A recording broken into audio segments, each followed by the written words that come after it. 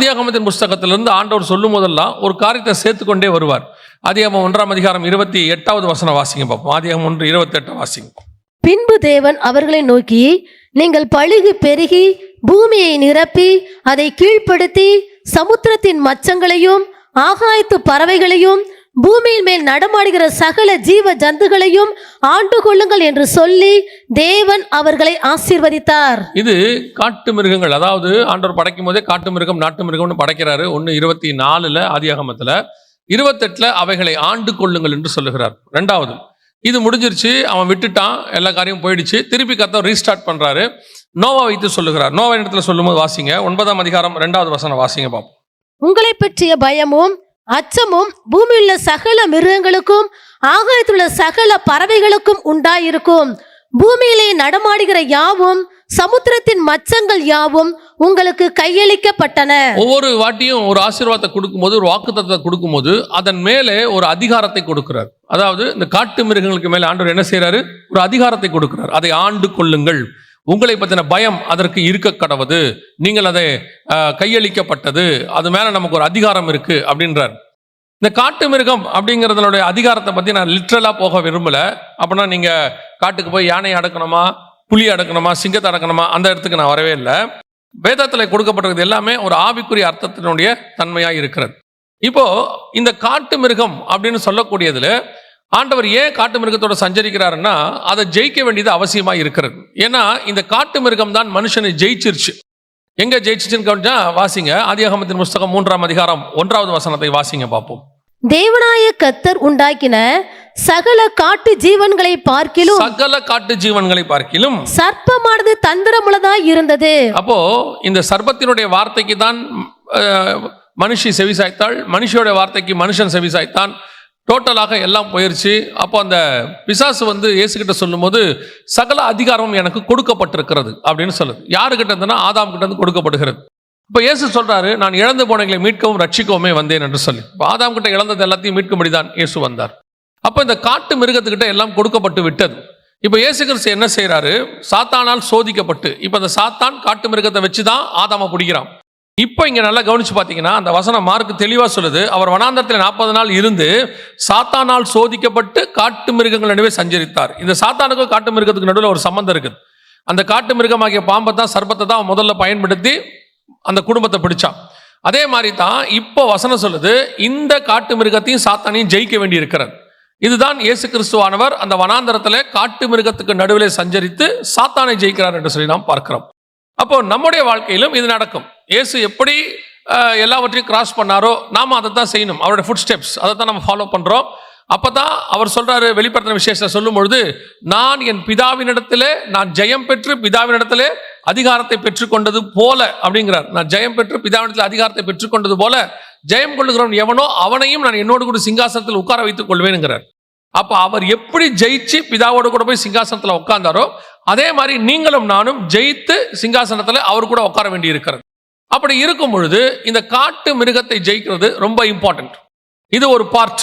நீங்க நல்லா ஆதியாகமத்திலும் இருக்கு, நோவாக்கிட்டையும் இருக்கு, இயேசுக்கிட்டையும் இருக்கு.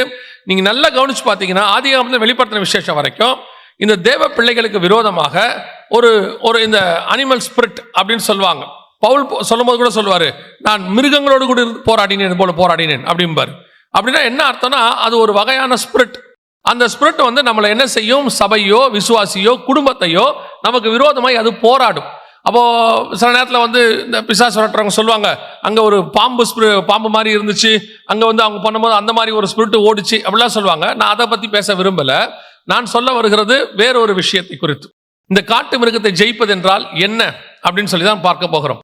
முதலாவது வேதத்தில் நீங்க வாசிச்ச வசனமானது ஆதியாகமத்தில் நீங்க வாசிச்சீங்க இல்லையா? 3 அதிகாரத்துல திருப்பி 1 வசனம் திருப்பி வாசிங்களே பார்ப்போம். தேவனாய கர்த்தர் உண்டாக்கின சகல காட்டு ஜீவன்களை பார்க்கிலும் சர்ப்பமானது தந்திரமுள்ளதாய் இருந்தது. முதலாவது இந்த சர்ப்பம் தான் முதல் குடும்பம், ஃபேமிலி, தோட்டம், சபை எப்படி வச்சுக்கலாம். தோட்டம் என்பது சபைக்கு அடையாளமா இருக்கிறது. ஏசாயா புஸ்தகம் 5 அதிகாரம் 2 வசனத்தின்படி அது தோட்டம் என்பது சபையாக இருக்கிறது. அதே நேரத்தில் தோட்டம் என்பது ஒரு குடும்பமாகவும் இருக்கிறது. ஏன்னா அங்கே 2 பேரும் உள்ளே இருக்கிறாங்க. ஸோ நீங்கள் குடும்பம்னு வச்சுக்கலாம், சபைன்னு வச்சுக்கலாம், எப்படி வேணாலும் இருக்கலாம். அப்படி இருக்கும் பொழுது முதலாவதான உள்ளே வந்த மிருகம் என்னன்னு கேட்டீங்கன்னா காட்டு மிருகம். இந்த காட்டு மிருகம் உள்ளே வருவதற்கு முதல்ல செஞ்ச தப்பு, நாம் அடிக்கடி இந்த வசனத்துல நான் அதை வாசிக்கும் போது நினைப்பேன், ஆதாம் பழம் சாப்பிட்டாரு, ஏவாள் பழம் சாப்பிட்டாங்களா, ரெண்டாவது தான். முதல்ல அவங்க அவங்க அவங்க பண்ண மிகப்பெரியதான ஒரு மிஸ்டேக் என்ன அப்படின்னு கேட்டீங்கன்னா, அந்த 2ஆம் அதிகாரம் 15ஆம் வசனம் வாசிங்க பார்ப்போம். ஆதியாகமம் 2:15 வாசிங்க. தேவனாய கர்த்தர் மனுஷனை ஏதேன் தோட்டத்தில் அழைத்து கொண்டு வந்து அதை பண்படுத்தவும் காக்கவும் வைத்தார். அப்ப தோட்டத்துக்குள்ள மனுஷனை வச்சதுக்கான நோக்கம் என்னன்னா, ஒன்னு அதை மெயின்டைன் பண்ணணும், பண்படுத்தவும், ரெண்டாவது காக்கவும், வாட்ச் இட் அல்லது கீப் இட் அப்படின்னு இருக்கும் இங்கிலீஷ்ல. அதை பண்படுத்தவும் காக்கவும். யூ வாண்ட் டு காட், அதை எதுல இருந்து காட் பண்ணணும், எதுல இருந்து அதை பாதுகாக்கணும், யாருக்கிட்ட இருந்து பாதுகாக்கணும்? இவங்க 2 பேர் தானே இருக்கிறாங்க, வேற யாருமே இல்லையே. யாருக்கிட்ட இருந்து பாதுகாக்கணும்னு பாத்தீங்கன்னா, ஆண்டவர் படைக்கும் போதே எப்படி படைக்கிறாரு, காட்டு மிருகத்தையும் நாட்டு மிருகத்தையும் உண்டாக்கினார் இருக்கு. 1:24 வாசிக்கும் போது காட்டு மிருகத்தையும் நாட்டு மிருகத்தையும் படைத்தார். அப்படி இருக்கும்போது கர்த்தர் ஒரு தோட்டத்தை, ஒரு வேலியை போட்டு ஒரு தோட்டத்தை கொடுத்து, இதை நீ பார்த்துக்கோ அப்படின்னா என்ன அர்த்தம்னா, வெளியிருந்து எதுவும் உள்ளே வராம பார்த்துக்கோ அப்படின்னு அர்த்தம். அதான் காக்கவும் அப்படின்னு அர்த்தம். அப்போ இந்த சர்ப்பம் என்பது தோட்டத்துக்குள் இருந்த மிருகம் அல்ல, தோட்டத்துக்குள் வந்த மிருகம், காட்டு மிருகம். தோட்டத்துக்கு வெளியே இருக்கிறதுக்கு பேர் தான் காடு. அப்ப அந்த வெளியிருந்து உள்ளே வருகிறதான சர்ப்பம் அது வந்து இவர்களை வச்சிக்குது. அப்போ முதலாவது நாம் செய்ய வேண்டியது என்னன்னு கேட்டீங்கன்னா, இந்த சர்ப்பம் உள்ளே வராமலேயே தடுக்கணும். சர்ப்பம் உள்ளே வராமலேயே தடுக்கணும். அது 2 பேருக்கும் உரியது, ஆதாமுக்கும் உரியது, ஏவாளுக்கும் உரியது. ஏன்னா ஆதாமுக்கு கொடுக்கப்பட்ட உபதேசம் ஏவாளுக்கும் உரியது. ஒரு சிலர்லாம் சொல்லுவாங்க, அது ஆதாமுக்கு தானே ஆண்டவர் சொன்னாரு, ஆதாம் தான் ஒழுங்கா காவல் செய்யாம விட்டுட்டான்னு. ஆதாமு கிட்ட சொல்லும் போது ஏவாள் ஆதாமுக்குள்ள இருக்கிறாங்க. நீங்க எபிரேயர்ல வாசிக்கும் போது ஆபிரகாம் மெல்கிசேதேக்குக்கு காணிக்கை கொடுக்கும் போது எபிரேயர் புத்தகம் சொல்லுது, காணிக்கை வாங்க வேண்டிய லேவியும் அவன் அறையில் இருந்தான் அப்படின்னு இருக்கு. ஸோ அதன் அடிப்படையில் ஆதாமுக்குள்ள ஏவாளும் இருக்கிறாங்க. இவங்க 2 பேருடைய வேலை என்ன? இப்போ சொல்ல போனா கணவன் மனைவி 2 பேருடைய வேலை என்ன அப்படின்னு கேட்டீங்கன்னா, வீட்டுக்குள்ள அந்த பாம்பு நுழையாதபடி பாதுகாத்துக் கொள்வது உங்களுடைய பிரதானமான வேலை, ஃபர்ஸ்ட் இம்பார்ட்டன்ட். இப்போ இந்த பாம்புங்கிறது எதை தாங்க குறிக்குது, எதுக்கு அது அடையாளமா இருக்கிறது அப்படின்னு கேட்டீங்கன்னா, வாசிங்க 2 கொரிந்தியர் 11ஆம் அதிகாரம் 3-4 வசனங்களை வாசிங்க. 2 கொரிந்தியர் 11ஆம் அதிகாரம் 3-4 வசனங்களை வாசிங்க. ஆகிலும் சர்ப்பமானது தன்னுடைய தந்திரத்தினாலே ஏவாளை வஞ்சித்தது போல உங்கள் மனதும் கிறிஸ்துவை பற்றிய உண்மையினின்று விலகும்படி கெடுக்கப்படுமோ என்று பயந்திருக்கிறேன். இப்ப ஆண்டு அத பவுல் எதுக்கு கம்பேர் பண்ணி எழுதுறார், ஆவியானவர் எழுதுறான்னு கேட்டீங்கன்னா, எப்படி சர்ப்பம் வந்து ஏவாளை வஞ்சித்ததோ அந்த உபதேசத்துக்கு ஈக்குவலா எழுதுறார். எந்த உபதேசம்? உள்ளுக்குள்ளே நாங்கள் ஒரு உபதேசம் கொடுக்கிறோம். அதாவது தோட்டத்துக்குள்ளே கர்த்தர் ஆதாமுக்கு ஒரு உபதேசம் கொடுத்திருக்காரு. என்ன கொடுத்திருக்காரு? இதை சாப்பிடாத, இதை சாப்பிட்டா நீ மரணம் அடைவ. இது சாப்பிடுறதுங்கிறது எதுக்கு அடையாளமா இருக்குன்னா, உபதேசம், போஜனபானம். சோ சாப்பிடுறது அவர் எதுக்கு அடையாளமா கொண்டாடுறா? உபதேசத்துக்கு கொண்டாடுறாரு. இப்ப ஆண்டவர் சொல்றாரு, இந்த உபதேசத்தை நீ எடுத்துக்காத, இந்த உபதேசத்தை எடுத்தினா உனக்கு மரணம் வந்துடும். ஸ்பிரிச்சுவல் மரணத்தை பத்தி ஆண்டவர் பேசுறாரு. அதனாலதான் அவங்க பழம் சாப்பிட்டா உடனே சாகல, சாவதில் சாவாய். அப்படி அர்த்தம் என்னன்னா, சாகவே சாவாய்னா நீ எதுல சாக போறியோ அதுல செத்துருவேன்னு அர்த்தம். உங்க ஆத்மா நரகத்துக்கு போயிடுன்றதுதான் ஆண்டவர் ஸ்பிரிச்சுவலா சொல்றாரு. அப்போ முதலாவதாக தோட்டத்துக்குள் ஒரு உபதேசம் கொடுக்கப்படுகிறது. இந்த உபதேசத்துக்கு மாறாக ஒரு உபதேசம் வெளியிருந்து உள்ளே வருது. அந்த உபதேசம் என்ன சொல்லுது? சாப்பிடுன்னு சொல்லுது. இவரு சாப்பிடாதேங்கிறாரு, அது சாப்பிடுங்குது. இவர் மரணம் அடையுங்கிறாரு, அவன் மரணம் அடைய மாட்டேங்கிறான். அப்படியே ஆப்போசிட் உபதேசம், அப்படியே ஆப்போசிட். இதைத்தான் கலாத்தியருக்கு எழுதும் போது பவுல் சொல்றாரு, நாங்கள் ஒரு உபதேசத்தை உங்களுக்கு கொடுத்திருக்க, அந்த உபதேசம் நித்திய ஜீவனுக்குரியதா இருக்க, ஆனால் வேறொரு உபதேசம் வெளியிலிருந்து வருகிறது. அந்த உபதேசம் உங்களை நாங்கள் சொல்லக்கூடிய இந்த உபதேசத்துக்கு நேர் மாறாய் நடத்துகிறது. ஆனால் அந்த உபதேசம் மரணத்துக்கு ஏதுவான உபதேசம். சபைக்கு கர்த்தர் கொடுக்கிறதான மிக முக்கியமான எச்சரிப்பாய் நான் பார்க்கிறேன். அதுவும் இந்த கடைசி காலத்தில் அது மிக முக்கியமான எச்சரிப்பு. பவுல் தெளிவா எழுதுகிறார், நான் போகிறேன், மந்தையை தப்ப விடாத ஓநாய்கள் வரும். ஓநாய் என்பது ஒரு விதமான உபதேசம், கள்ள உபதேசம். கள்ள உபதேசத்துக்கும் கள்ள போதகர்களுக்கும் ஓநாயை கர்த்தர் அடையாளமா சொல்றார். அப்படி இருக்கும் பொழுது சபைக்கு ஒரு உபதேசம் கொடுக்கப்படுகிறது, வேத வசனத்திலிருந்து ஆவியானவர் வழியாக கொடுக்கப்படுகிறது. இந்த உபதேசத்துக்கு அப்படியே நேர்மாறான உபதேசம் வெளியே இருக்கு. அதைத்தான் நீங்க ரொம்ப கேர்ஃபுல்லா பார்த்துக்கொள்ளணும். முன்னாடிலாம் சபைக்கு வரும்போது, ஒரு 30 வருஷத்துக்கு முன்னாடி நாங்கள்லாம் சபையில் இருக்கும்போது, எங்களுக்கு கள்ளோபதேசம் வரணும்னா 2 வழி தான் இருந்துச்சு. 2 வழி தான் இருக்கும். ஒன்று, தெரியாம சபையில யாரையாவது ஏத்திட்டாங்க, அதாவது யாரோ ரெக்கமெண்ட் பண்ணாருன்னு ஏத்திடுவாங்க. வர ஆளு ஏதாவது ஒரு ஏடகுடமான உபதேசத்தை பேசிட்டு போயிடுவார். ஆனா என்ன நடக்கும்னு கேட்டீங்கன்னா, எங்களுக்கு அமைஞ்ச போதகர்கள் அவங்க என்ன பண்ணிடுவாங்கன்னா, தப்பான உபதேசம் தெரிஞ்ச உடனே அன்னைக்கு அந்த உபதேசத்தை தப்புன்னு சொல்லி எங்களுக்கு போதிச்சிருவாங்க. இவர் தப்பா அவர் போயிடுவாரு. அன்னைக்கு என்ன பண்ணிடுவாங்கன்னா, இவர் தப்பான உபதேசம் பேசினாரு, இது சரியில்லைன்னு எங்களுக்கு சொல்லிடுவாங்க. ரெண்டாவது கள்ளோபதேசம் அல்ல தப்பான உபதேசம் வரணும்னா எங்களுக்கு வேற வழி, இன்னொரு வழி தான் இருந்துச்சு. எப்படின்னா, வீடுகளுக்கு ரெண்டு பேரா வருவாங்க. வந்து காலையிலேயே வருவாங்க, ஒரு கூட்டம் வரும். அவங்க வந்து சொல்லுவாங்க, இயேசு தெய்வம் இல்லை, மனுஷன் தான்பாங்க. இன்னொரு கூட்டம் வரும், பிதாவாகிய தேவனே கிடையாது, இயேசு மட்டும்தான் அப்படிம்பாங்க. இன்னொரு கூட்டம் வரும், இயேசுவும் இல்லை பிதாவும் இல்லை, ரெண்டு பேரும் பரலோகத்தில் இருக்காங்க, இப்ப இங்கே வரும் ஆவியானவர் மட்டும்தான் இருக்கிறாரு அப்படின்னு சொல்லுவாங்க. இப்படிப்பட்ட கள்ளோபதேசங்கள் வர்றதுக்கு ரெண்டே வழிதான் இருந்துச்சு. ஒண்ணு சபையில தெரியாம வரும், இல்ல யாராவது ஒருத்தர் நமக்கு வீட்டுக்கு வந்து சொல்லுவாங்க. ஆனால் இப்பொழுது அப்படி அல்ல. இப்பொழுது இந்த கள்ளோபதேசமானது பல விதத்தில் வருது. அதுக்கு மெயின் காரணம் உங்க கையில் உள்ள செல்போன்.